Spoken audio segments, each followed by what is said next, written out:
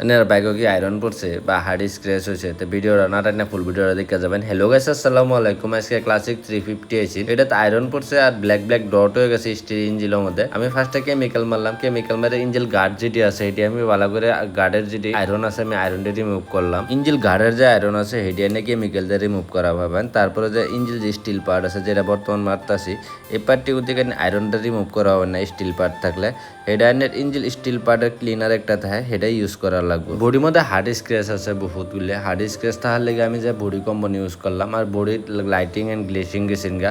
গ্লেসিংটা আনবার লেগে যে বডি কম্পনটা ইউজ করাটা বেটার হয়। বডি কম্পন ইউজ করলে লাইটিংটা বেশি হয়। তারপর গাড়ি লাগালাম ফর্ম ওয়াশ, ভালো করে বডির মধ্যে ফর্ম অ্যাপ্লাই করলাম। অ্যাপ্লাই করে চিফা চাফা জায়গা যা আছেন সবটি ব্রাশ মারলাম।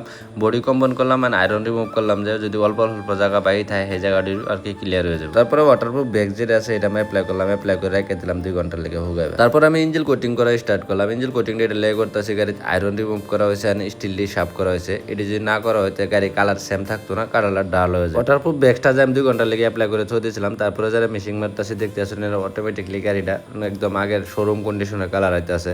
এরকম যদি করবার হয়তো ভিজিট করবেন শিলপুরে happy car washing center, district হলো দরং আর স্টেট হলো আসাম। কেরা করছে ভিডিও দেখতেছেন কমেন্ট করে জানান। আমার লাস্টে সিনেমেটিক শটটি এনজয় করে জানান। আসসালামু আলাইকুম।